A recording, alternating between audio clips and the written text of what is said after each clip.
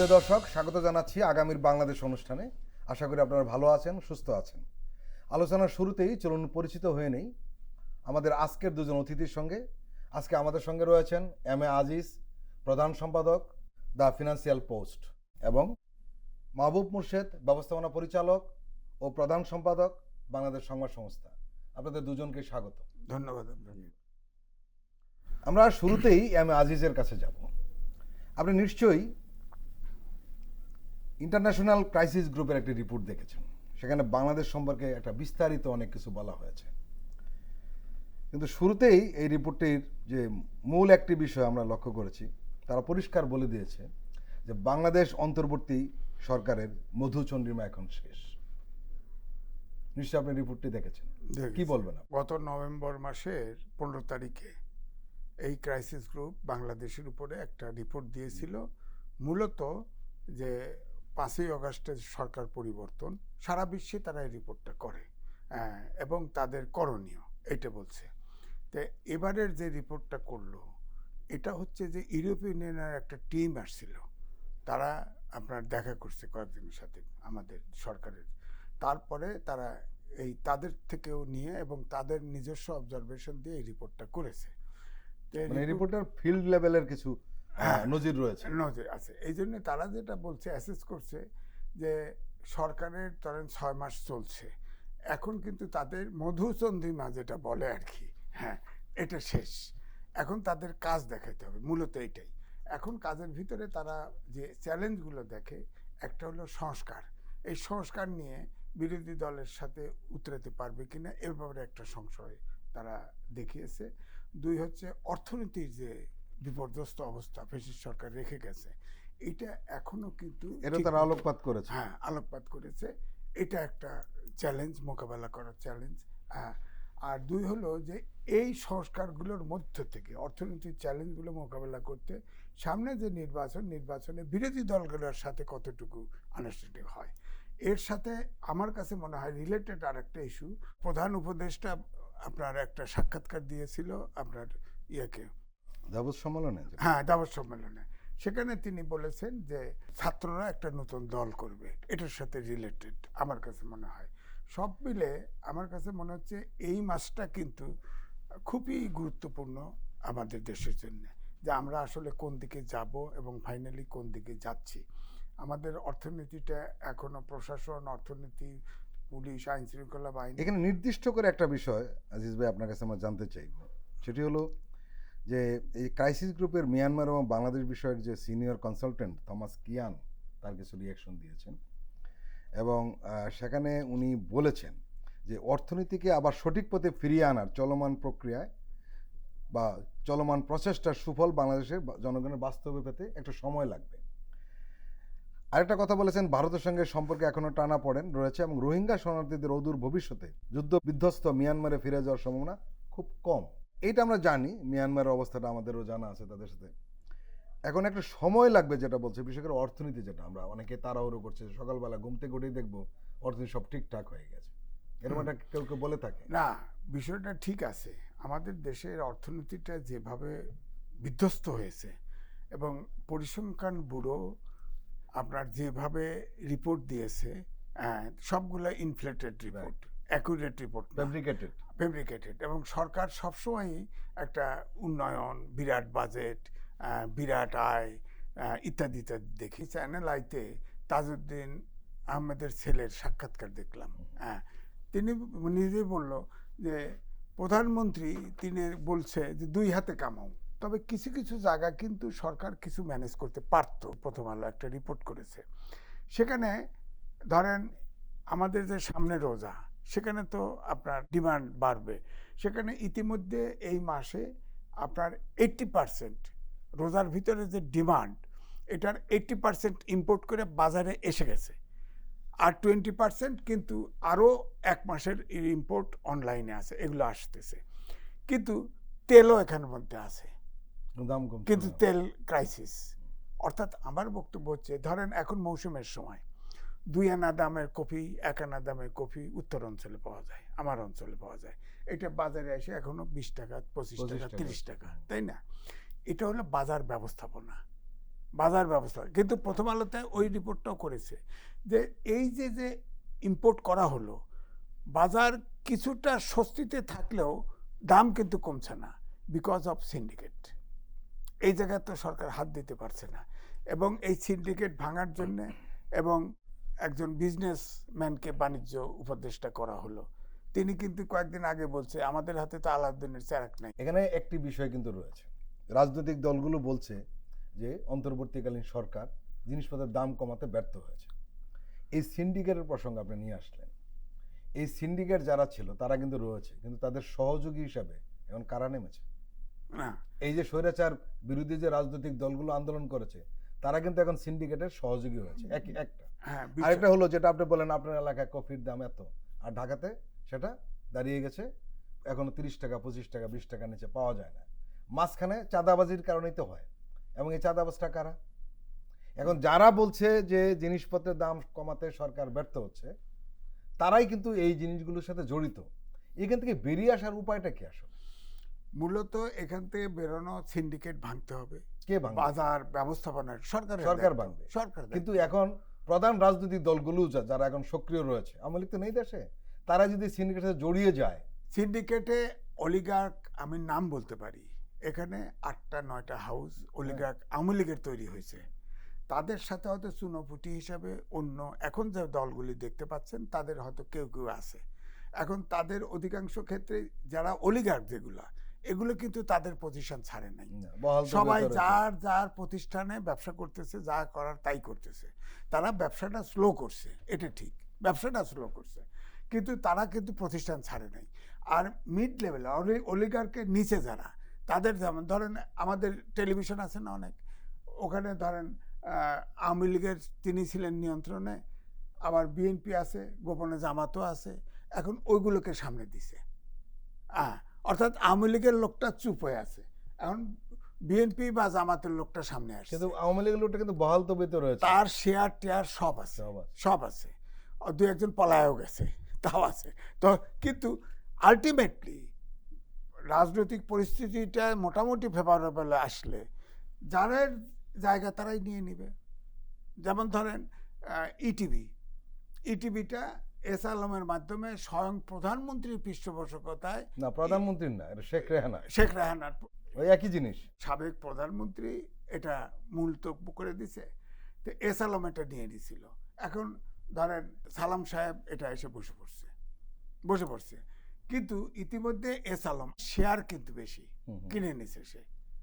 এখন ধরেন এস আলমের ফেভারে রাজনৈতিক পরিস্থিতি হবে, তখন সালাম সাহেবের কি হবে? সালাম সাহেব অরিজিনাল মালিক, কিন্তু ফাইনালি তো তাকে অ্যারেস্ট করে জেলে ঢুকায়া এস আলম তো শেয়ার বেশি করে নিছে। এখন ধরেন এস আলমের ফেভারে রাজনৈতিক সিচুয়েশন আসলো, তার শেয়ার, আইনে যার শেয়ার বেশি 51% শেয়ার হলেই তো সে করে কন্ট্রোলিং তার হাতে চলে আসবে। এই সমস্যাগুলি কিন্তু আছে, বিদ্যমান আছে। সুতরাং এইটা হচ্ছে কি যে আপনি এমনভাবে, অর্থাৎ এই যে 15 বছরে বলছেন 2 হাতে কামাও, আর পৃষ্ঠপোষকতা দিয়ে সরাসরি সরকার পৃষ্ঠপোষকতা দিয়ে কিছু এমন ধনী তৈরি করে ফেলছে। ধরেন এই যে 7-8টা হাউস, আমরা স্বাধীনতা যুদ্ধের আগে বলছি যে 22 পরিবার সব লুট করে নিল, এখন তো এটা আরো কমে 8 পরিবারের ভিতরে আছে। এরা ইচ্ছে করলে যদি একসাথে হয় এদেশে দুর্ভিক্ষ লাগাই দিতে পারে, তো পুরা দুর্ভিক্ষ, দেখা যায় 2 লাখ 5 লাখ লোক মরে গেছে, এরকম হতে পারে। তাদের হাতে পুরো অর্থনীতিতে চলে গেছে। আওয়ামী লীগের সময়ই আপনার পরিসংখ্যান ব্যুরোর হিসাব দিছিল যে আপনার 5% লোকের হাতে 80% অর্থ সম্পদ চলে গেছে, আর নিচের 5% হাতে 0.31% অর্থ সম্পদ আছে। আপনি চিন্তা করেন তো, এই 5% লোক তো এখন অধিকাংশ দেশে নাই, তারা তো টাকা পাচার করে টাকা দিয়ে চলে গেছে। তা আছেটা কি দেশে? এখানেই দেখেন অর্থনীতির আছেটা কি, নাই তো তেমন কিছু।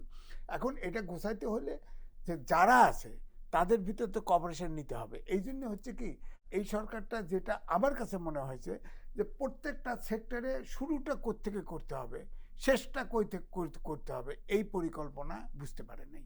কারণ এখানে কোনো রাজনীতিবিদ নাই, কোনো পরিকল্পনা। দেখেন বাংলাদেশ ব্যাংকটা ঠিক মতো চলছে, অর্থনীতি নাই, কিন্তু বাংলাদেশ ব্যাংক তো শুয়ে পড়ে নাই, তাই না? এবং টোটাল ব্যাংকগুলোতে বাংলাদেশ ব্যাংকের কারণে কিন্তু এখন মানুষ কিছুটা হলে তো আস্থা পেয়েছে। হ্যাঁ, আপনার কাছে আমরা আবার আসবো। মাহবুব মোর্শেদ। এইখানে আমরা যার কথা বলছিলাম যে থমাস কিয়ান, উনি রাজনীতি নিয়ে কিছু কথা বলেছেন, বাংলাদেশের রাজনীতির প্রেক্ষাপটটা কেমন, যে আগামী বছর বাংলাদেশের সামনে দেশটির জাতীয় রাজনৈতিক ব্যবস্থা পুনর্গঠন এবং এটিকে আরও অন্তর্ভুক্তিমূলক, জবাবদিহিমূলক করার একটি বিরল সুযোগ তৈরি হয়েছে। এই লক্ষ্যে সংস্কার কমিশনগুলো কয়েকশো প্রস্তাব সম্বলিত প্রতিবেদন জমা দিতে শুরু করেছেন। এদিকে নির্বাচনী রাজনীতিতে বাংলাদেশের জনগণের আস্থা পুনরুদ্ধারে অবাধ, সুষ্ঠু এবং শান্তিময় নির্বাচন অত্যন্ত গুরুত্বপূর্ণ হবে। আমাদের দেশে যে বিতর্ক হচ্ছে কবে নির্বাচন হবে বা হবে না, সেই বিষয়টি সমাধান হয়েছে বলে এখানে উল্লেখ করা হয়েছে। কারণ অলরেডি ডক্টর মোহাম্মদ ইউনূস কিন্তু ঘোষণা দিয়েছেন যে 26 জুনের মধ্যে আগামী জাতীয় নির্বাচন হবে। কাজে নির্বাচন আগে দেন, পরে দেন, বা নির্দিষ্ট টাইম ঘোষণা করেন, এই যে বিতর্ক, ক্রাইসিস গ্রুপ কমিটি বলছে এই বিতর্কের কোনো প্রয়োজন নেই, কারণ অলরেডি তারা ঘোষণা দিয়ে দিয়েছে। আপনার কি মনে হয়? ক্রাইসিস গ্রুপ যে বলেছে যে হানিমুন পিরিয়ড, তারা হয়তো এই ইংরেজি শব্দটাই ব্যবহার করেছে, যেটাকে আমরা বলি মধুচন্দ্রিমা। এখন এই মধুচন্দ্রিমা এই সরকারের ক্ষেত্রে, এই অন্তর্বর্তীকালীন সরকারের ক্ষেত্রে মধুচন্দ্রিমা শব্দটা উচ্চারণ করা কিন্তু খুবই আপত্তিকর। এটা কোনো কালে ছিল না আসলে। কেননা যদি আপনি নির্বাচনের, আমরা সাধারণত কি বলি, মাহবুব মোর্শেদ, এখানে একটা যোগ করি, আপনি যেটা বলতে চাচ্ছেন সেটি হলো যে এই সরকার কিন্তু শুরু থেকে 3 মাস যে মধুচন্দ্রিমা করে না, ওটাই আমি বলছি না, এখানে সে শুরু থেকে ওটাই আমি বলছি, জামালার সেটা মধ্যে হলো যে পড়েছে রীতিমতো। এখানে যেটা আমরা যখন মধুচন্দ্রিমা বা 3 মাস 6 মাস 100 দিনের যে হিসাব আমরা করি, সেটা নর্মালি করি যে সাধারণ যে নিয়মতান্ত্রিক নির্বাচনের মধ্য দিয়ে যখন একটি সরকার ক্ষমতায় আসে, তার ক্ষেত্রে এই হিসাবটা আমরা করি। কিন্তু এই যে ছাত্র জনতার গণঅভ্যুত্থানের মধ্য দিয়ে যে অন্তর্বর্তীকালীন সরকার গঠিত হলো, সেই সরকারটি কিন্তু প্রায় 2000 ছাত্র জনতার লাশের, মানে রক্তের উপর দিয়ে এই সরকার ক্ষমতা নিয়েছে। এবং একটা বিধ্বস্ত দেশ, বিধ্বস্ত অর্থনীতি, যেখানে যাদের হাতে টাকা ছিল, যাদের হাতে ডলার ছিল, তারা সেই ডলার এবং টাকা নিয়ে ভেগে গেছে। আমাদের রিজার্ভ শূন্য ছিল, আমাদের বাজার ব্যবস্থা বিপর্যস্ত ছিল, অর্থনীতি বিপর্যস্ত ছিল, পুলিশ অফিসিয়ালি কয়েকদিন কাজ করেনি, এবং পরে কিন্তু তারা সেইভাবে পুলিশ প্রশাসন অ্যাক্টিভ হয়নি। এটাকে কি আপনি মানে মধুচন্দ্রিমা বলবেন না অগ্নিকুণ্ড বলবেন? আমার কাছে মনে হয় যে এই ইন্টারন্যাশনাল ক্রাইসিস গ্রুপ বা ইউরোপীয় ক্রাইসিস গ্রুপ যারা আছে, তারা হলো এই জায়গায় শব্দ চয়নে এবং বিশ্লেষণে কিছু ভুল করছে। যেমন আমরা উল্লেখ করতে পারি যে বিগত যে আওয়ামী লীগ সরকার যে কর্তৃত্ববাদী একটা ফ্যাসিস্ট রেজিম তৈরি করেছিল, এবং তিনটা ইলেকশন তারা হলো নানান রকমের প্রতারণার মধ্য দিয়ে পার করেছিল, সেই সময় এই যে ক্রাইসিস গ্রুপ, তাদের ভূমিকা কী ছিল? তারা কিন্তু সেই সরকারটির উপরে কোনোভাবেই চাপ প্রয়োগ করতে পারেনি। আন্তর্জাতিকভাবে কোনো চাপ দিয়ে সেই সরকারকে কিন্তু এই প্রহসনের নির্বাচনগুলো করতে তারা কিন্তু বিরত রাখতে পারেনি। আমরা লাস্ট জানি যে 7ই জানুয়ারি নির্বাচন নিয়ে সবাই একমত হয়েছিল যে এই নির্বাচনটা হওয়া উচিত নয়, কিন্তু তখন আমরা ইউরোপীয় বা অন্যান্য যে ইন্টারন্যাশনাল গ্রুপগুলো, প্রেশার গ্রুপগুলো, এবং এই যে সিভিল সোসাইটি যেগুলো ইন্টারন্যাশনাল, তাদেরকে কিন্তু কোনো ইতিবাচক ভূমিকা পালন করতে দেখিনি। তারা সেই সময় কিন্তু তারা বলেছিল যে ভারতের যে প্রভাব, তাদের উপরে ভারতের যে প্রভাব, সেই প্রভাবটাকে তারা অগ্রগণ্যভাবে বিবেচনা করে এই আওয়ামী লীগকে নির্বাচনটা করতে দিয়েছে। কোনো ধরনের আন্তর্জাতিক চাপের মুখে পড়তে হয়নি। এবং আমরা দেখেছি সেই নির্বাচনটার পরে আওয়ামী লীগ যে সরকার গঠন করেছিল যে এই ডামি নির্বাচনের ফলে, সেই সরকারকে কিন্তু এই আন্তর্জাতিক যে বিভিন্ন শক্তিগুলো তারা সমর্থন দিয়েছিল এবং সহযোগিতা অব্যাহত রাখার ঘোষণা দিয়েছিল। এখানে তারা যেটা বলছে যে ভারতের সঙ্গে আমাদের সম্পর্কের উন্নয়ন হয়নি। কিভাবে হবে? ভারত যেখানে আমাদের এখানে যে 2000 মানুষকে খুন করে যে নেত্রী ভারতে পৌঁছে গেছেন, সেখান থেকে কিন্তু তিনি রাজনৈতিক বক্তব্য দিয়ে চলেছেন, সেখান থেকে তিনি নানান রকমের ইনস্ট্রাকশন দিয়ে চলেছেন, সেখান থেকে আমাদের যে উপদেষ্টা পরিষদ, আমাদের প্রধান উপদেষ্টা ডক্টর মোহাম্মদ ইউনূস সহ এখানে হাই অফিসিয়ালদের বিরুদ্ধে একটা প্রোপাগান্ডা চলছে। ভারতপন্থী যে অংশগুলো, তারা নানাভাবে এই আমাদের সমাজকে অস্থিতিশীল করার জন্য, রাষ্ট্রকে অস্থিতিশীল করার জন্য নানান ভূমিকা পালন করছে। বাবু মোর্শেদ, এখানে একটা জিনিস যোগ করি, সেটি হলো যে আপনি যেটা বলছিলেন, এই ক্রাইসিস গ্রুপের রিপোর্টে কিন্তু সেটি নেই যে গত 15 বছর ভারত বাংলাদেশের ভোটাধিকার হরণের ব্যাপারে কি ভূমিকা রেখেছে, একটি স্বৈরাচার ফ্যাসিস্ট সরকারকে কিভাবে সহযোগিতা করেছে তার ওই মানে কি? প্রসঙ্গগুলি তার টানলে ভালো মানেই হতো হলো যে এই কারণেই বাংলাদেশের সাথে তাদের তার সম্পর্কের একটা মানেই অবনতি হলো ঘটেছে। যে এই যে তারা যখন অ্যাডভোকেসি করছে যে ভারতের সঙ্গে বাংলাদেশের সম্পর্ক উন্নয়ন ঘটানো উচিত, তখন কিন্তু এটার প্রেক্ষাপট যদি আমরা ভুলে যাই, যে কেন অবনতি তাহলে ঘটলো, তাহলে অবনতি কেন ঘটলো সেটা যদি আমরা বিশ্লেষণ না করি, তাহলে কিন্তু আমরা আমাদের সমস্যার সমাধান করতে পারবো না। আপনি দেখেন এই ক্রাইসিস গ্রুপগুলো কিন্তু যথাযথ ভূমিকা পালন করতে পারেনি। এখন তারা কিছু ভালো কিছু মন্দ বলে, বিশেষ করে এই যে মধুচন্দ্রিমা কথাটা, আমার কাছে তো মনে হয় যে এই রিপোর্টে যদি থাকে বা তারা যদি বলে থাকেন 136টা আন্দোলন এই সরকারকে কিন্তু গত 6 মাসে মোকাবেলা করতে হয়েছে কোনো রকমের বাধা দেওয়া ছাড়া। তাই এই সরকার কিন্তু 136টা আন্দোলন অতিক্রম করেছে। এখানে হলো বড় ধরনের অর্থনৈতিক বিপর্যয় হওয়ার একটা আশঙ্কা ছিল, যেই বিপর্যয়টা হয়নি। বড় ধরনের রিজার্ভ বিপর্যয় হওয়ার কথা ছিল, সেই বিপর্যয় কিন্তু হয়নি। এখানে অর্থনীতি মোটামুটিভাবে একটা উন্নতি ঘটেনি, কিন্তু মোটামুটি একটা স্টেবিলিটির মধ্য দিয়ে গেছে। ফলে আমি মনে করি যে এটা একটা বড় অর্জনের মধ্য দিয়ে আমরা গেছি।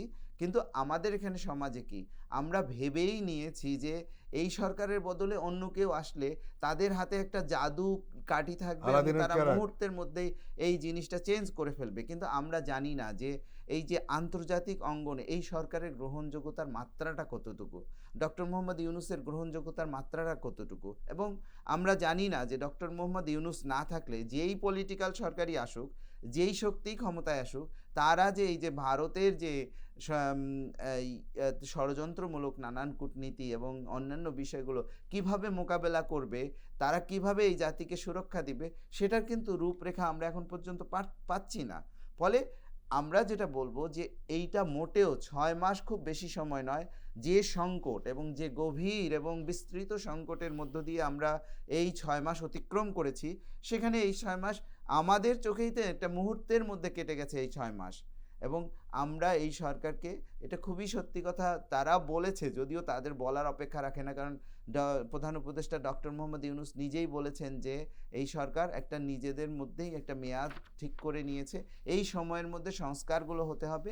তো আমরা আশা করি সেই সময়ের মধ্যে সংস্কারগুলো হবে। এখানে রাজনৈতিক দল, আমাদের যারা এই আন্দোলনের সহযোগী, আন্দোলনের সক্রিয় অংশগ্রহণকারী ছাত্র জনতা, বিএনপি, জামায়াত, ডান বাম সকলে মিলে এই সরকারকে আগামী জুন পর্যন্ত একটা সময় দিয়ে সংস্কারগুলোকে যদি সফল করতে পারে, আমরা মনে করি যে এই যে হাজারো ছাত্র জনতা রক্ত দিল এবং তাদের অঙ্গহানি ঘটলো, কারো চোখ, কারো পা, কারো হাত খোয়া গেল, এবং তারা সম্মিলিত শক্তিতে যে লক্ষ্য এবং উদ্দেশ্য নিয়ে এই ফ্যাসিস্ট শেখ হাসিনাকে বিতাড়িত করেছে, সেটা সফল হবে।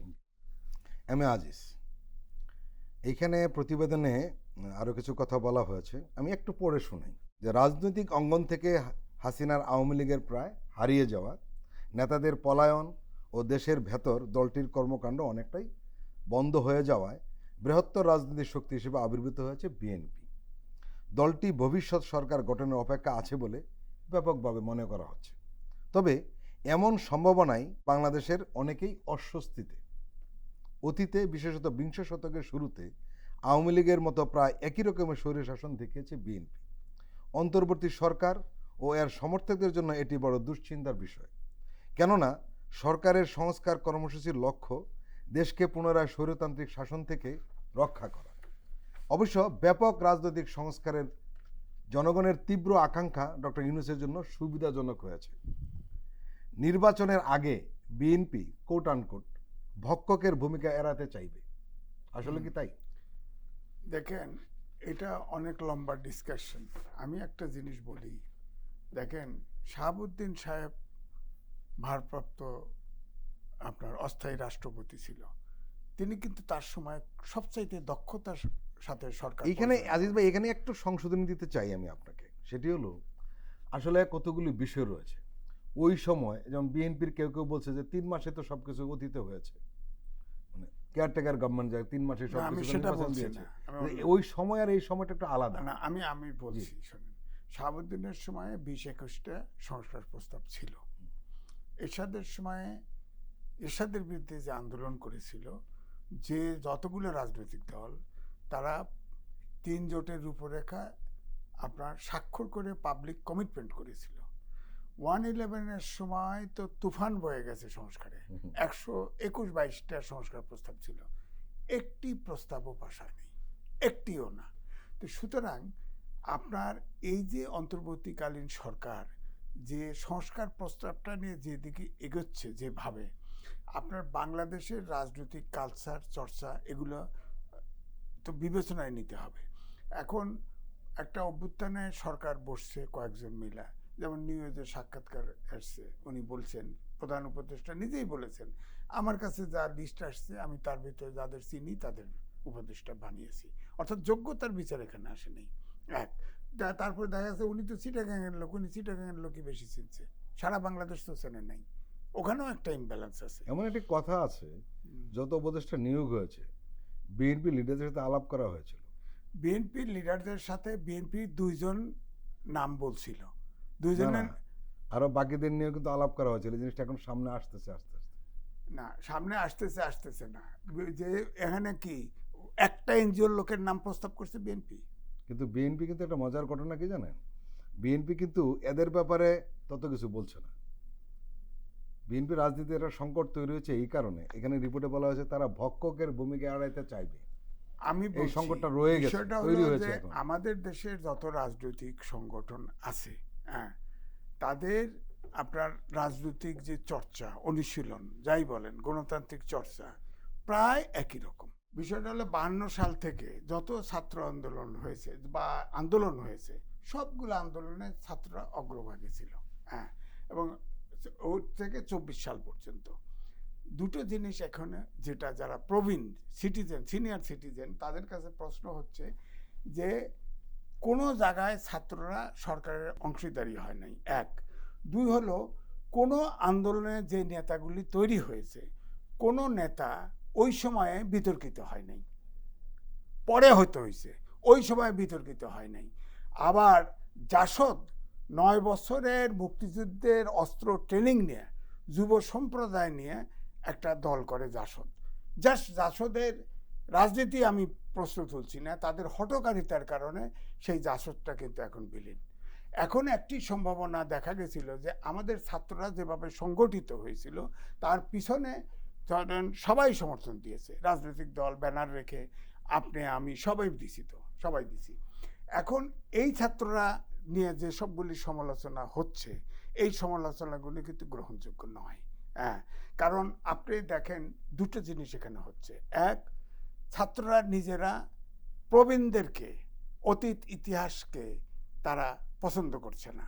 দুই হচ্ছে এই ছাত্ররা স্কুল থেকে শুরু করে ইউনিভার্সিটির ছাত্র পর্যন্ত এই আন্দোলনে ছিল। এরা কিন্তু আপনি খেয়াল করে দেখেন, প্রাইভেট অর্গানাইজেশন মানে ইউনিভার্সিটির শিক্ষকতা ছাড়া এরা কিন্তু ক্লাসমুখীর চাইতে সরকার পরিচালনামুখী বেশি হয়ে যাচ্ছে। এবং যদি হিসাব করেন প্রায় 5 থেকে 6টি জেনারেশন গ্যাপ হবে এই যে বিজ্ঞানের যুগে, যেখানে মানুষের বিকল্প প্রযুক্তি হচ্ছে, সেখানে এই দেশ চলবে কি করে?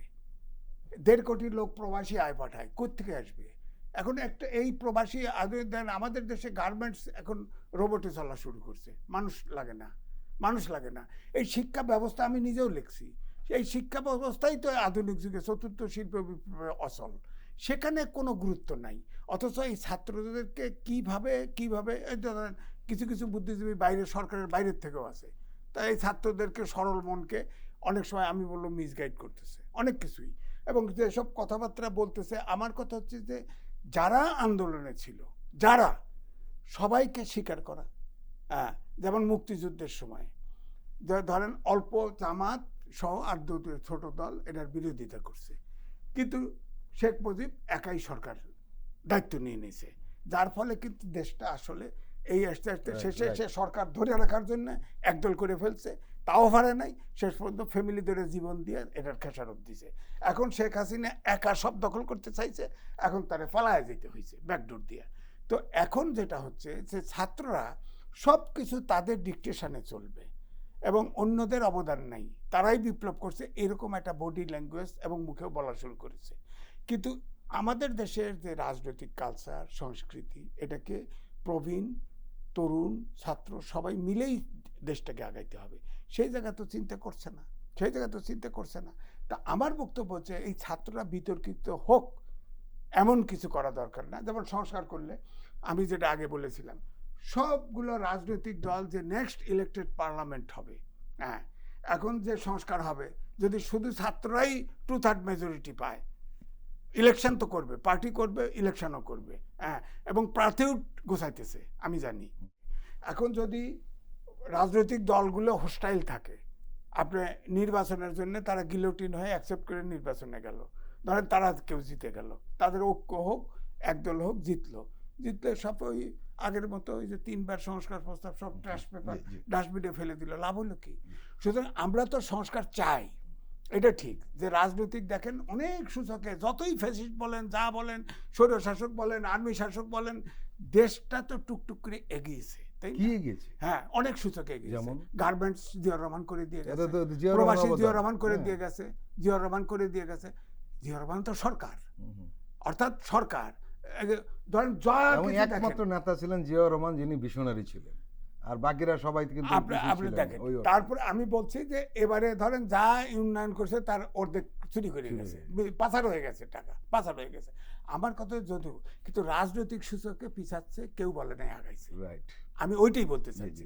তা আমার কথা হলো যে সংস্কার দরকার আছে, কিন্তু এই সংস্কার যদি আপনি অনুমোদন করতে চান, নেক্সট পার্লামেন্ট লাগবে। নেক্সট পার্লামেন্টে তো আপনি ধরে নিতে পারেন না যে ছাত্ররা জিতবে, হ্যাঁ, কারণ দেখেন আমিটামির নির্বাচনে বিশাল বিশাল প্রার্থী নিয়ে 3টা কিংস পার্টি করছিল, একজনেরও জামানত থাকে নাই, আচ্ছা, একজনেরও জামানত। এখন ছাত্ররা কি এই দুর্দশায় পড়বে? জি। যদি এই দুর্দশায় পড়ে, তাহলে আমি বলবো এই ছাত্র যে জি, জি, জেনারেশন, আমরা এটাকেও ধ্বংস করে দেওয়া হলো। প্রিয় দর্শক, আমরা একটু বিরতি নিচ্ছি, আপনারা আমাদের সঙ্গেই থাকুন।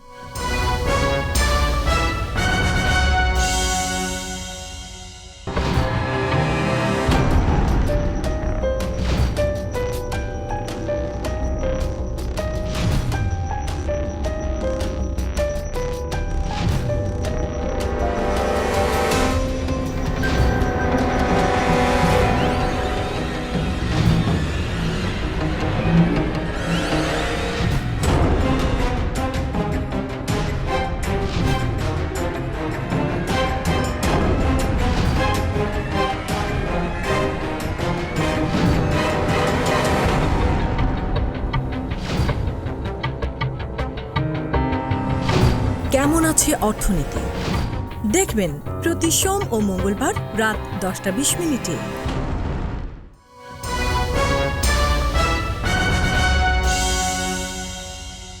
আবারও স্বাগত আগামীর বাংলাদেশ অনুষ্ঠানে।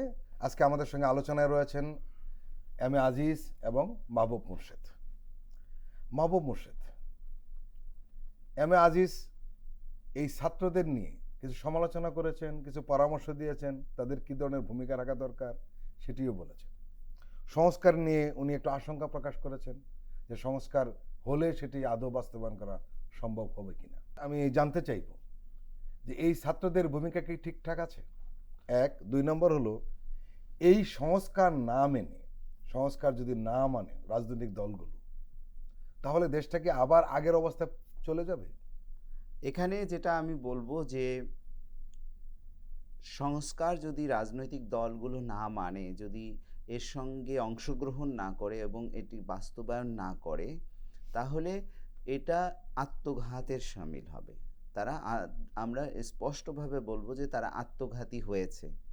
কারণ আমরা যে বাস্তবতার মধ্যে বাস করি, যে হেজিমনি আমাদেরকে নিয়ত তাড়িয়ে নিয়ে বেড়ায়, সেই বাস্তবতার মধ্যে বিএনপি, জামায়াত গত 15.5 বছর ধরে যে নির্যাতন, নিপীড়ন, জেল, জুলুম, হত্যার শিকার হয়েছে, যেভাবে তাদেরকে দমন পীড়নের শিকার হতে হয়েছে, যেভাবে তাদেরকে সমস্ত কণ্ঠস্বর রুদ্ধ করে দেওয়া হয়েছে, সেই ব্যাপারটি যদি তারা, সেই কাঠামোটি যদি তারা অব্যাহত রাখতে চায়, এটি কিন্তু খুব সহজেই আবারও সেই সম্প্রসারণবাদী, আবারও সেই আধিপত্যবাদী, সেই যে বাংলাদেশ বিরোধী শক্তির হাতেই চলে যাবে। ফলে সাময়িকভাবে হয়তো স্বল্প সময়ের জন্য তারা ক্ষমতাশালী হতে পারে, কিন্তু আখেরে এই একই ব্যবস্থা আবার তাদের টুটি চেপে ধরবে এবং আবারও বাংলাদেশ এবং সেই রাজনৈতিক দলগুলো সহ একটা চরম একটা সংকটের মধ্যে পতিত হবে। ফলে আমি বলবো এই যে আমাদের সুযোগ এসেছে 24-এর ছাত্র গণ অভ্যুত্থানের মধ্য দিয়ে, এই গণ অভ্যুত্থানকে কাজে লাগিয়ে এই সংস্কার বাস্তবায়ন করতে হবে। আমাদের যে রাষ্ট্রীয় প্রতিষ্ঠান সেগুলো শক্তিশালী করতে হবে, আমাদের নির্বাচন ব্যবস্থা, আমাদের বিচার ব্যবস্থা, আমাদের দুর্নীতি দমন কমিশন, আমাদের যে মিডিয়া, সমস্ত কিছুকে একটা প্রাতিষ্ঠানিক রূপ দিতে হবে এবং তার একটা রূপরেখা এই অন্তর্বর্তীকালীন সরকারের মেয়াদেই হয়ে যেতে হবে এবং পরে যে সরকার আসবে সেই সরকার যেই হোক, ছাত্রদের হোক, বিএনপির হোক এবং জামায়াতের হোক, সেই সরকারকে অবশ্যই এই সংস্কার কর্মসূচি বাস্তবায়ন করতে হবে। না হলে যে বাস্তবায়ন করবে না সেই আত্মহত্যা করবে বলে আমরা ধরে নেব। কারণ এর আগে আমরা দেখেছি এই প্রেক্ষাপটটা কিভাবে তৈরি হলো, কিভাবে আমাদের দেশ 15.5 বছরের জন্য আওয়ামী লীগ এবং সেই সম্প্রসারণবাদী প্রতিবেশী যে রাষ্ট্র তাদের খপ্পরে চলে গেল। এই বাস্তবতাটা কিন্তু আমাদের বিশ্লেষণ করতে হবে। কেন? আজিজ ভাই ঠিকভাবে বলেছেন যে এর আগে কিন্তু যারা আন্দোলন করেছে সেই ছাত্ররা 90-এ তারা ছাত্র জনতার গণঅভ্যুত্থান হয়েছে, কিন্তু তারা 3 জোটের রূপরেখা তৈরি করেছে, রাজনৈতিক দলগুলোকে একত্রে বসিয়েছে, কিন্তু তারা সেটা বাস্তবায়ন করতে পারেনি। কারণ হলো তারা শাসন ক্ষমতায় অংশগ্রহণ করেনি। আমরা দেখব যে 71-এ যেটাকে আমরা বলি বেহাত বিপ্লব বা বেহাত যে একটা ঘটনা, যুদ্ধ, কেন সেটা ঘটেছিল? কারণ যারা মুক্তিযোদ্ধা তারা হলো এই প্রক্রিয়ার মধ্যে সরাসরি অংশ না নিয়ে শেখ মুজিবকেই একমাত্র নেতা করে তার হাতেই পুরো দেশটাকে তুলে দিয়েছিল, যার পরিণতি হিসেবে আমরা কিন্তু এই একটা বাকশাল তৈরি হতে দেখেছি এবং শেখ মুজিবের একটা পতন হতে দেখেছি। আমরা একইভাবে দেখব 69-এ একই ঘটনা ঘটেছে, 52-তে যে ঘটনাটা ঘটেছে সেটা হলো যে ছাত্ররা ওই দাবি তুলেছে, তারা প্রাণ দিয়েছে, কিন্তু তারপরেই তারা কিন্তু এই রাজনৈতিক দলগুলোর উপরে সেটা বাস্তবায়নের দায়িত্ব দিয়েছে এবং সর্বস্তরের মাতৃভাষা, সর্বস্তরের বাংলা ভাষা সেটা কিন্তু আজ পর্যন্ত বাস্তবায়িত হয়নি। ফলে আমি বলবো এখনকার যে ছাত্ররা তারা 24-এর গণঅভ্যুত্থানের ফলে যে তারা বিজয় অর্জন করেছে এবং তাদের একটা দীর্ঘ প্রস্তুতি আছে। 18 সালে তারা কোটা সংস্কার আন্দোলন করেছে, তারা নিরাপদ সড়ক আন্দোলন করেছে, তারা বিশ্ববিদ্যালয়, বেসরকারি বিশ্ববিদ্যালয় ভ্যাট বিরোধী আন্দোলন করেছে, করে তারা কিন্তু একটা প্রস্তুতি নিয়েছে এবং 24-এ তারা সফল হয়েছে।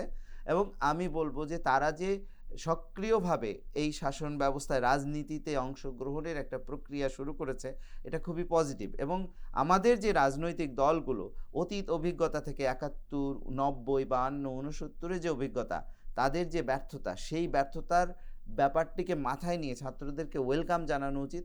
এবং আমার কাছে মনে হয় যে ছাত্ররা বিএনপি শত্রু না, বিএনপি ছাত্রদের শত্রু না, আমাদের বৃহত্তর কমন একটা শত্রু আছে। সেই শত্রু কিন্তু সবসময় সক্রিয়, তারা ফিরে আসার জন্য উদ্গ্রীব, তারা নানাভাবে অস্থিতিশীল করে তুলছে দেশকে। আমাদের এই ঐক্য ভাঙার 6 মাস কোনো খুবই অল্প সময়, এই সময়ের মধ্যে অস্থির হয়ে ঐক্য ভাঙার যে আমরা জন্য বিচলিত হয়ে পড়েছি সেটা আমাদেরকে আসলে চূড়ান্তভাবে অধঃপতনের দিকে নিয়ে যাবে এবং ব্যর্থতার দিকে নিয়ে যাবে। ফলে আমাদের যে কমন এনিমি, আমাদের যে যারা এতকাল ধরে আমাদেরকে একটা নিপীড়নের মধ্যে দিয়ে আমাদের নিয়ে গেছে এবং আমাদের কারো কণ্ঠস্বর ছিল না, আমাদের কারো কথা বলার উপায় ছিল না, আমাদের কারো ভোটের অধিকার ছিল না, আমাদের কারো মানবাধিকার ছিল না, সেই অবস্থা যেন আর কোনোভাবে ফিরে না আসে। বিএনপি বনাম ছাত্র, ছাত্র বনাম জামাত, জামাত বনাম বিএনপি, এই যে ইকুয়েশনগুলো করে আমরা ক্ষুদ্র গোষ্ঠী স্বার্থ এবং ব্যক্তি স্বার্থ চরিতার্থ করার জন্য আজকে উদ্গ্রীব হয়ে গেছি, আজকে অস্থির হয়ে গেছি, এই জায়গাটা আমাদেরকে ভুললে চলবে না যে 6 মাস আগে আমরা কোন পরিস্থিতির মধ্যে ছিলাম। 7ই জানুয়ারি যখন নির্বাচন হয়েছে, এরকম একটা ডামি নির্বাচনের পরেও আমরা কিভাবে কোনো কথা না বলে সেটাকে মেনে নিয়ে এগুচ্ছিলাম। আমরা ধরেই নিয়েছিলাম যে আগামী 5 বছরের জন্য সেই ফ্যাসিস্ট, সেই কর্তৃত্ববাদী শাসন আমাদের ঘাড়ে সিন্দাবাদের ভূতের মতো চেপে বসেছে এবং এই আমাদের নিরুপায় অবস্থা থেকে কিন্তু আমাদের রক্ষা করেছে ছাত্ররা। আর সেখানে সেই আন্দোলনে দেশের আপামর জনগণ অংশগ্রহণ করেছে, বিএনপি অংশগ্রহণ করেছে, জামায়াত অংশগ্রহণ করেছে, বামপন্থী রাজনৈতিক দলগুলো অংশগ্রহণ করেছে, মধ্যপন্থী মানুষগুলো অংশগ্রহণ করেছে, সিভিল সোসাইটি, এই শহুরে মানুষজন অংশগ্রহণ করেছে, দেশের 95% মানুষ সেখানে অংশগ্রহণ করেছে। আমরা এই যে অর্জন, এটাকে যেন কোনোভাবে ব্যর্থ হতে না দেই। আবারও যেই ফ্যাসিবাদী, আবারও সেই সম্প্রসারণবাদী শক্তি আবার আমাদেরকে গলা টিপে ধরুক, আমাদের এই ক্ষুদ্র গোষ্ঠী স্বার্থ আজকেই আমার খেতে হবে, আজকেই আমার পেতে হবে, এই জিনিসটা যেন আমাদেরকে আবার সেখানে ফিরিয়ে নিয়ে যায়। আমরা যেন এই যে পরস্পরের মধ্যে যে আমরা পিছনে লেগেছি, এটাকে আজ এই মুহূর্তে সমাধান করে, সংস্কারটা করে, এবং পরবর্তী পদক্ষেপটার ব্যাপারে রাজনৈতিক দলগুলোকে একদম ঐক্যবদ্ধ হতে হবে, কথা দিতে হবে, এবং সেটাই হবে আগামী নির্বাচনের আগে রাজনৈতিক দলগুলোর ম্যানিফেস্টোর মূল কেন্দ্রবিন্দু। এম এ আজিজ, ছাত্রদের এই রাজনৈতিক উত্থানের বা এই প্রসেসটা যেটা শুরু হয়েছে, এতে কি বিএনপি কিছুটা অস্বস্তি বোধ করছে? এটা একটি প্রশ্ন। হ্যাঁ, আর যদি তাই করে থাকে কেন? আমি বলছি যে এবারে সংস্কার কিছু বাস্তবায়ন হবে। কারণ হচ্ছে যে ধরেন বিএনপির যে 31 দফা প্রস্তাবনা, এটা কিন্তু তার প্রায় 60-62টা দলের সাথে আলোচনা করে এটা তৈরি করে জমা দিয়েছে অন্তর্বর্তীকালীন সরকারের কাছে। এবং যে সংস্কার প্রস্তাবগুলোই সংস্কার কমিশন থেকে আসতেছে, তাতে দেখা গেছে বিষয়বস্তু ঠিক আছে। হ্যাঁ, হয়তো শব্দগত পার্থক্য বা ডিটেলে গিয়ে হয়তো কিছু আপত্তি অনাপত্তি থাকতে পারে, মেজর কিন্তু ব্রেক নাই। তো যে জিনিসটা নাই, ধরেন রাজনৈতিক দলগুলোর ভিতরে সংস্কার, এই বক্তব্যটা অন্তর্বর্তীকালীন সরকারও দিচ্ছে না, দলগুলোও করছে না। যতক্ষণ পর্যন্ত ব্যক্তি ঠিক না হবে। রাজনীতিতে কিন্তু রাজনৈতিক দল সমস্যা না, দলটা চালাচ্ছে কারা, তারা মানবিক বাংলাদেশ চায় কিনা, তারা গণতান্ত্রিক। আপনি কিন্তু আমাদের এই টক শোতে কিন্তু এই বিষয়টা আপনি বারবার আলোকপাত করেছেন। একই সঙ্গে আপনি আরেকটা কথা বলতেন যে সংস্কার প্রয়োজন, এদেশে যে প্রচলিত ধারা রয়েছে সংস্কার প্রয়োজন। আপনি যে প্রশ্নটা সবসময় বারবার উঠান এবং সঠিক, সেটি হলো যে এই সংস্কারটা বাস্তবায়ন যদি না করতে চায়, আমার প্রশ্ন হলো এখন যে বাংলাদেশের যে নিউ জেনারেশন, রাজনৈতিক নতুন একটা বন্দোবস্তের কথা বলা হচ্ছে, এই তরুণরা এর সাথে ইনভলভ হয়ে গিয়েছে, এখন কোনো রাজনৈতিক দল এই সংস্কারের বাইরে গিয়ে থাকতে পারবে না। দেখেন, এভাবে পয়েন্ট ব্ল্যাঙ্ক বলা যাবে না। শেখ হাসিনার সমর্থক কিছু ছিল না, শুধু প্রশাসনের উপর ভিত্তি করে ডান্ডা মাইরে 17 বছর চালায় গেছে, এবং সে 41 বছর পর্যন্ত চালাইতে চাইছে, পারে নাই, এক ধুয়ায় আউট হয়ে গেছে। আর আমি যখন বলছি, আমাকে সাংবাদিক হিসেবে যেখানেই যাইতাম জিজ্ঞেস করতো যে ভাই দেশের অবস্থা কি। আমি বললাম যে আমাদের দেশে যখন মেজর পরিবর্তন ঘটে, সবগুলো পরিবর্তনে প্রকৃতি ফাংশন করে। আপনি দেখেন বড় বড় পরিবর্তনগুলো আগের দিন খবর নেই, পরের দিন। 4 তারিখে চিন্তা করছিলেন যে এই 5 তারিখে যে শেখ হাসিনা পালায় যাবে, এটা 4 তারিখে কেউ কল্পনা করে নাই, পালায় গেছে। হ্যাঁ, 15ই আগস্ট আগের দিন চিন্তা করে নাই, পরের দিন তো প্রোগ্রাম ছিল নানান ধরনের, মানে 15 আগস্ট ছিল তো। এই জন্য জিয়া রহমানের ছিল আগের দিন। অর্থাৎ মেজর যে পরিবর্তনগুলি, এগুলো কিন্তু কল্পনা করা হয়ে গেছে। অর্থাৎ যদি বন্ধাত্ম তৈরি করা হয় রাজনৈতিক, তখন কিন্তু প্রকৃতি, আমার বক্তব্য ভাষাটা হচ্ছে আমাদের দেশে প্রকৃতি ফাংশন করে। আমি যে কথা বলছি যে ধরেন বিএনপির যে 31 দফা, এটা তো জমা দিছে, এটা পাবলিক কমিটমেন্ট, অফিসিয়ালি ঘোষণা করেছে। অন্তত পক্ষে আর না হলেও এইটা তো বাস্তবায়ন করবে বিএনপিও যদি ক্ষমতায় যায়। বিএনপি না, ধরেন বিএনপির সাথে যারা শরিক আছে সবার সাথে আলোচনা করতে করে। সুতরাং এই জন্যই আমি বলছি সংস্কার এবারে কিছু হবে। কারণ আছে আর সারা দেশের জনগণও কিন্তু সংস্কারমুখী হয়েছে, তারা চায় যে রাজনীতিটা চলে। এই ধরেন গণতান্ত্রিক দেশ, আমি বলছিলাম যে অস্বস্তি বোধ করছে। হ্যাঁ, আমি বলছি গণতান্ত্রিক দেশ আমরা বলি, অথচ দেশে গুম খুন আয়নাঘর এইটা আসেনি পৃথিবীতে। আয়নাঘরে নিয়ে 8 বছর 10 বছর মানুষ আটকায়, এখন তো আয়নাঘরের লোক কই, 5-6 জন বেরোইছে, আরগুলো কই। বিএনপি তো দাবি করতে তার 700 লোক গায়েব হয়ে গেছে, গুম হয়ে গেছে, তো আয়নাঘরেই লিছে। হ্যাঁ, তো এরা কই? সুতরাং আমরা তো সমস্যা এখনো সমাধান করতে পারি, এটাও দীর্ঘস্থায়ীভাবে সমাধান করে বিচার করতে হবে। আমাদের আইনের শাসন, সুশাসন, যেটা ছাত্ররা বলেছে, বৈষম্যহীন সমাজ, গণতন্ত্র, এগুলোই তো ছাত্ররা চেয়েছে। এটাও মুক্তিযুদ্ধের সময়েরও একই, ভাষাগত তারতম্য একই, কিন্তু আমরা বহু আন্দোলন করছি, হচ্ছে না। আমরাও চাই এই আন্দোলনের মধ্য দিয়ে একটা সংস্কার করে একটা মানবিক বাংলাদেশ। আপনি একটা প্রসঙ্গ, আমি এই ওইটার সাথে লিঙ্ক করে কথা বলবো আপনাকে। সেটি হলো যে আমরা লক্ষ্য করছি যে নির্বাচন নিয়ে রাজনৈতিক দলগুলো সবসময় কথা বলছে, কিন্তু এই স্বৈরাচারের বিচারের ব্যাপারটা দ্রুত কেন হচ্ছে না, এরা অ্যারেস্ট হচ্ছে না কেন, এরা পালিয়ে গেল কেমনে, এই প্রশ্নগুলো জোরালোভাবে ওঠানো উচিত ছিল, যেটা জনগণ জানতে চায়। না। এবং ছাত্ররা কিন্তু এগুলো উঠাচ্ছে খুব স্ট্রংলি, হ্যাঁ, এবং এই সমস্ত কারণে কি অস্বস্তি তৈরি হয়েছে? না, তা না। বিষয়টা হচ্ছে যে ছাত্ররা আমার কাছে যেটা মনে হচ্ছে কথা বলার সময় বিএনপিকে প্রতিপক্ষ ধরে নিছে, আর বিএনপিও ধরে নিছে ছাত্ররা কিংস পার্টি হিসেবে তৈরি হচ্ছে। ছাত্রদের যেমন ডক্টর মোহাম্মদ ইউনূস নিজে বলে দিছে তারা সংগঠন করতেছে, তারা তাদের পক্ষে বলছে সব। এখন ধরেন ছাত্ররা সংগঠন করবে, করার পরে দেখা যায় যে ইয়েতে আপনার শহীদ মিনারে সভা হয়, তার আগেই শিবির মিটিং করে থাকে। আবার শিবিরের নিজস্ব যে ম্যাগাজিন বের করছে সেখানেও তো বলছে যে 71 সালে আপনার না, ওই অনেক প্রসঙ্গ- অনেক মুসলমান না বুঝা না বুঝা মুক্তিযুদ্ধে চলে গেছিল। হ্যাঁ, এটা তাদের জন্য আল্লাহ যেন তাদের মুক্তি দেয়, দিস অ্যান্ড দ্যাট। আমি বলি জামাতে কিন্তু এবার একটা বিরাট সুযোগ ছিল এই বিষয়টা বক্তব্য দেওয়ার জন্য 71 নিয়ে, হ্যাঁ, তারা কিন্তু এই বিষয়ে চুপচাপ না। কেন বলেন তো? জামাত যেটা বলে সেখানে কিন্তু একটু আংশিক আমি কিন্তু একমত আছি। যেমন ধরেন ভারত আমাদেরকে সহযোগিতা করছে, তারা বলে আমাদের সহযোগিতা করে দেশ স্বাধীন করে দিয়েছে, আর আমরা বলি আমরা মুক্তিযুদ্ধ করে স্বাধীন হয়েছি। তুমি তোমার ইন্টারেস্টে আমাদেরকে সাহায্য করছো, আর আমাদের ইন্টারেস্টে তোমার আমরা সাহায্য বাংলাদেশ এবং স্বাধীন তোমার করছি। সাহায্য নিয়েছি। কারণ তুমি পাকিস্তান ভেঙে বড় শক্তি হতে চাইছো, এই জন্য আমাদেরকে হেল্প করছো, আর আমরা পাকিস্তানি শোষণের ভিতর থেকে বেরোতে আমরা মুক্তিযুদ্ধ করেছি। তো এইভাবেই আর আর জামাতের বক্তব্য যেটা বললাম শিবিরের ম্যাগাজিনে লেখছে, ওই হইল টিউনটা। এটা বলবে কেমনে? বলতে পারতেছে না তো। খোলা মনে তো বলতে হবে, মানুষ তো তার মানুষের বিশ্বাস হতে হবে। তো জামাত তাদের আপনার হাইয়েস্ট বডিতে সিদ্ধান্ত নিয়ে পাকিস্তানি জান্তাকে সহযোগিতা করেছে।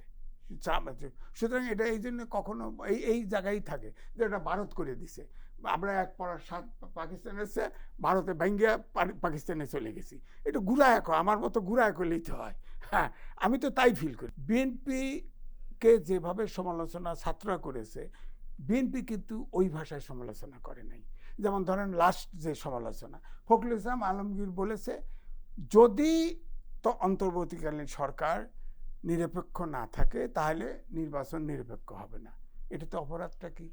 যদি আছে না, এরা বলতে না 111 এখানে আরেকটা লাইন আছে যে নতুন আরেকটা সরকারের অধীনে নির্বাচন হবে তাহলে। হ্যাঁ, না, অন্তর্বর্তীকালীন সরকার কোর্টে ছাড়ে না কে? এখন যে রিভিশনের বেঞ্চে আছে এটা তো বিএনপি রিড করছিল এবং আমি লিখেছি এইটা যে তত্ত্বাবধায়ক সরকারটা যে বাতিল করেছে এটা একদম অন্যায়ভাবে। হ্যাঁ, খায়রুল হক তার তো বিচার হওয়া উচিত। জানি আমরা, হ্যাঁ, হ্যাঁ, তো এই জন্যই বলছি যে সেটা ছাড়ে দিলেই তো হয়। অন্তর্বর্তীকালীন সরকার আছে, সরকার থাক, তত্ত্বাবধায়ক সরকার করে নির্বাচন করতে পারে। তো এটা তো আইনগতভাবেই হচ্ছে। যে আমরা আবারও আপনার কাছে আসবো, এখন যাচ্ছি মাহবুব মোর্শেদ। জুলাই ঘোষণাপত্র নিয়ে আলোচনা কিন্তু থেমেনি, এবং জুলাই ঘোষণাপত্র হবে কি হবে না এই ধরনের আশঙ্কা তৈরি হয়েছে। কিন্তু বিএনপির একটি কর্মকাণ্ড দেখে মনে হচ্ছে জুলাই ঘোষণাপত্র হতে যাচ্ছে বা হওয়ার একটা সম্ভাবনা তৈরি হয়েছে। বিভিন্ন পত্রিকায় কিন্তু এই খবরটা এসছে যে জুলাই গণ অভ্যুত্থানের ঘোষণাপত্রের জন্য দলের প্রস্তাবের খসড়া তৈরি করছে বিএনপি, এবং তারা এই খসড়া তৈরি করে তার শরিক দলকে দিয়েছে। এর মানে হলো তারা একটা এগুচ্ছে এই বিষয়টা, যদিও তারা একসময় বলেছিল অপ্রাসঙ্গিক, কেউ বলছে এত দেরিতে কেন। আর আমরা লক্ষ্য করছি তারেক রহমানের বক্তব্যের সঙ্গে উনি যে ধরনের গঠনমূলক কথা বলেন তা, এবং এক এক নেতা এক একজন কথা বলছেন, তার ওই তারেক রহমানের বক্তব্যকে সাথে তাদের অনেক কথাতে মিল খুঁজে পাই না আমরা। তাহলে এই বিষয়গুলো আপনি কিভাবে দেখছেন? অন্তর্বর্তীকালীন সরকারের প্রধান উপদেষ্টা খুবই ভালো একটা পদক্ষেপ নিয়েছেন। ছাত্ররা যখন এই ঘোষণাপত্র প্রণয়ন করতে যাচ্ছিল, ঘোষণা দিতে যাচ্ছিল, তার আগেই তিনি কিন্তু সর্বদলীয় একটা ঐক্যের ভিত্তিতে ঘোষণাপত্র তৈরির একটা তাগিদ দিয়েছেন, এবং ছাত্ররা তাৎক্ষণিকভাবে সেটাতে সাড়া দিয়েছে, এবং এরপরে কিন্তু সর্বদলীয় বৈঠকও হয়েছে। ফলে আমরা কিন্তু ধারণা করতে পারি এই জুলাই ঘোষণাপত্র বিষয়ে সবাই একটা দায়িত্বশীল অবস্থানে কিন্তু পৌঁছে গিয়েছেন।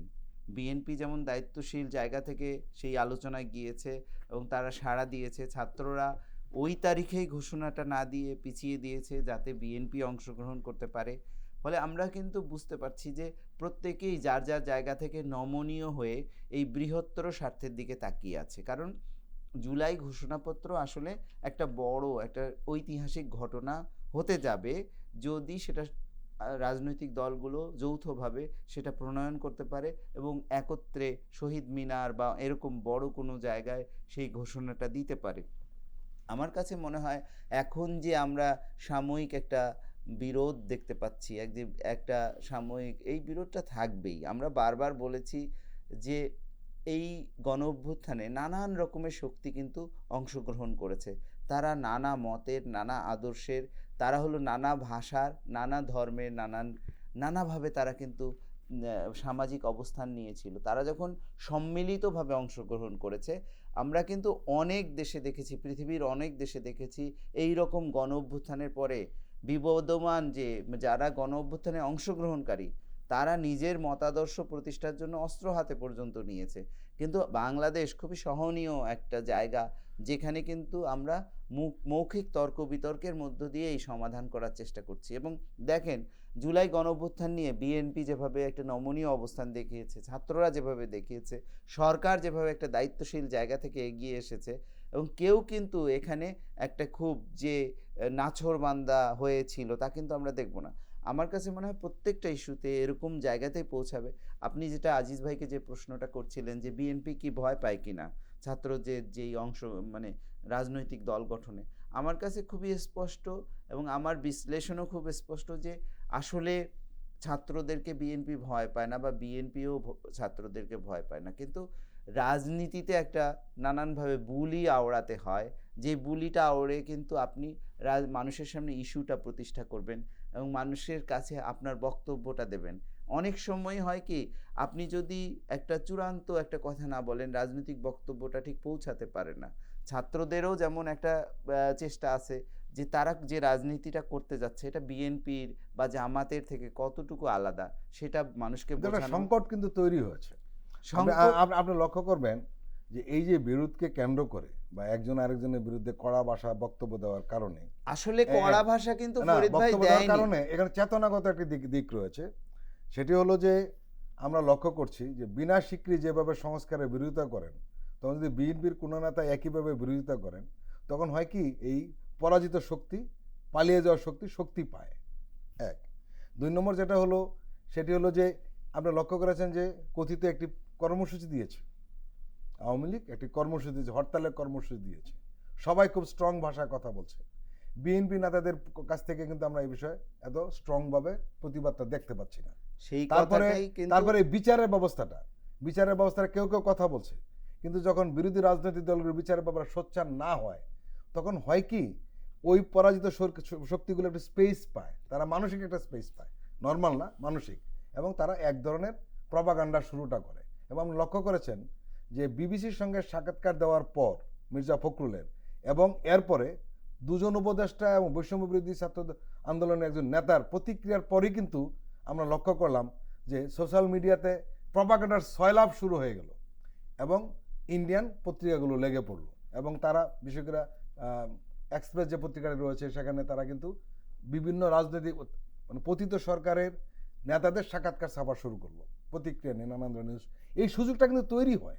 জি, আমি ফরিদ ভাই একটু আগে যেটা বলছিলাম যে আসলে বিএনপি এবং ছাত্ররা যদি পরস্পর বিরোধী বিভিন্ন মন্তব্য করে একটা এমটি স্পেস তৈরি করতে চায়, তা জনগণকে বিভাজিত করতে চায়, তাহলে সেই বিভাজনের মধ্যে কিন্তু এই পতিত যে স্বৈরাচার, যে কর্তৃত্ববাদী শাসক, যে সম্প্রসারণবাদী শক্তির যে যারা প্রতিনিধি, তারা কিন্তু ঢুকে যাবে। খুব সঠিকভাবে আপনি চিহ্নিত করেছেন। আমরা দেখলাম যে ভারতীয় পত্রিকার সেই প্রপাগান্ডামূলক সেই প্রচারণা এবং তারপরে সেগুলোর অনুবাদ বাংলাদেশের মিডিয়াতে প্রকাশ করা এবং তার ভিত্তিতে কিছু গুজব তৈরি করা এবং গুজবের ভিত্তিতে আওয়ামী লীগ, ছাত্রলীগ, যুবলীগের কর্মীদের নানান জায়গায় যে মিছিলের ঘটনাগুলো, এটা কিন্তু একটা অর্কেস্ট্রেটেড একটা ব্যাপার।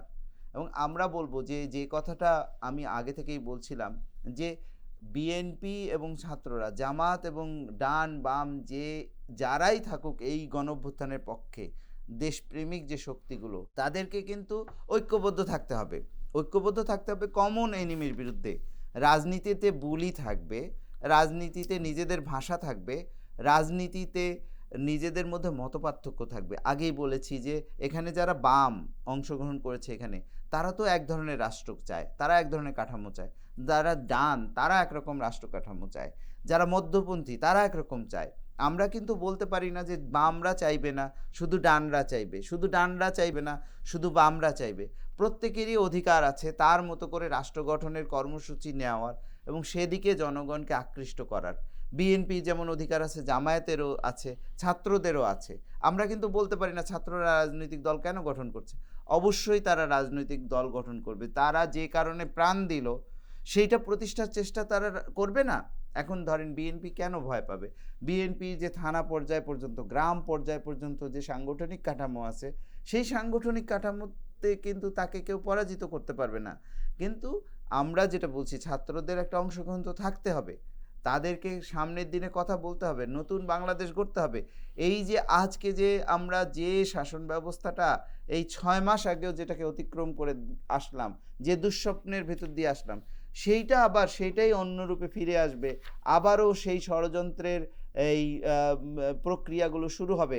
আবারও সেই ভারতের যে নেতাদের কথার সঙ্গে আমাদের নেতাদের কথা মিলে যাবে। এটা তো আমরা হতে দিতে পারি না। আপনি সঠিকভাবে বলেছেন যে যখন বিএনপির কথার সঙ্গে, জামায়াতের কথার সঙ্গে বা নানান রাজনৈতিক দলের কথার সঙ্গে ভারতীয় মিডিয়ার বা তাদের নেতাদের কথা মিলে যাবে, তার মানেই হলো যে পুরনো ব্যবস্থা, পুরনো বন্দোবস্তটা ফিরে আসার একটা আশঙ্কা তৈরি হয়েছে। এটাকে যদি আমরা রোধ করতে চাই তাহলে কিন্তু আমাদের রাষ্ট্রীয় প্রতিষ্ঠান, সাংবিধানিক প্রতিষ্ঠান, মিডিয়া ব্যবস্থা সব কিছুকে একটা সংস্কার করতে হবে, পুনর্গঠন করতে হবে, যাতে আমরা পুরনো বন্দোবস্তে ফিরে না যাই। যে আওয়ামী লীগ যেভাবে ক্ষমতায় ছিল ভারতীয়দের মুখের দিকে তাকিয়ে, সেইভাবে বিএনপি যেন না চায় ভারতীয়রা তাদেরকে এনে বসিয়ে দিবে, তাদেরকে এনে বিভিন্ন সাহায্য সহযোগিতা করবে। সেই পুরনো বন্দোবস্ত হলো আবারও একটা ফ্যাসিস্ট কাঠামো, যেটা ভারতীয়দের সমর্থনে, এখানে আমলাতন্ত্র এবং অন্যান্য বাহিনীর সমর্থনে একটা একই রকম ব্যবস্থা ভিন্ন নামে, সেটা যেন কোনোভাবে না হয়। সেজন্য আমাদের কিন্তু ঐক্যবদ্ধ থাকতে হবে এবং আমাদের নিজেদের মধ্যে আলোচনা করতে হবে। অবশ্যই বিএনপি সংস্কার চায়, অবশ্যই জামাত সংস্কার চায়, কেউ সংস্কারের বাইরে কিন্তু নিজের বক্তব্য দেয়নি। কিন্তু আমরা যেন এই যে বিরোধ এবং এই যে আমাদের মধ্যে দ্বিমত, সেটাকে যেন ভারতীয় আধিপত্যবাদী, সম্প্রসারণবাদী বা তাদের যে প্রতিনিধি আওয়ামী লীগ এবং তাদের যে ষড়যন্ত্রের প্রক্রিয়া, এই প্রক্রিয়ার একটা হাতিয়ার না বানাই, এটাই আমাদের লক্ষ্য হওয়া উচিত। আমি মাহবুব মোর্শেদ সাহেবের কথার সাথে আমরা একটু জাস্ট অ্যাড করতে চাচ্ছি যে হ্যাঁ, আমাদের যারা আন্দোলনে যুক্ত ছিল সবার অবদান স্বীকার করা এবং সবাই যে ছিল একসাথে কেউ কোনো কথায় দুঃখ পায়, চটে, এরকম কোনো কথাতে পরিহার করা, তাহলেই বোধহয় আমাদের লক্ষ্যে আমরা পৌঁছতে পারবো। এবং এটা করলে আমাদেরই বিপদ, আবার স্বৈরাচারে ঢুকে পড়ার একটা সম্ভাবনা না, থাকে। সেটা হলো ক্রাইসিস গ্রুপ কিন্তু এর আগে গত নভেম্বরের 15 তারিখে একটা রিপোর্ট দিয়েছিল। সেখানে বলছিল যে জনপ্রত্যাশা অন্তর্বর্তীকালীন সরকারের কাছে আকাশচুম্বী।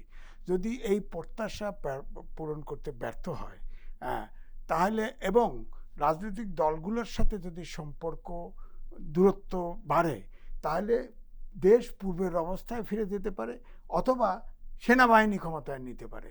এটা কিন্তু প্রথম আলোতে ছাপা হয়েছে। সুতরাং আমরা তো এটি চাই না। আমরা ফ্যাসিস্ট ফিরে আসুক এটাও চাই না, সেনাবাহিনী দেশ চালাবে এটাও চাই না। আমরা একটা মানবিক বাংলাদেশ চাই। এটা অবশ্যই রাজনীতিবিদদের পক্ষেই সম্ভব। আমি আজিজ এবং মাহবুব মোর্শেদ, আপনারা দুজনে আমাদের দীর্ঘ সময় দিয়েছেন, আপনাদেরকে আন্তরিক ধন্যবাদ। প্রিয় দর্শক, আজকের অনুষ্ঠান আমরা এখানে শেষ করছি। আপনারা ভালো থাকবেন, সুস্থ থাকবেন। আল্লাহ হাফেজ।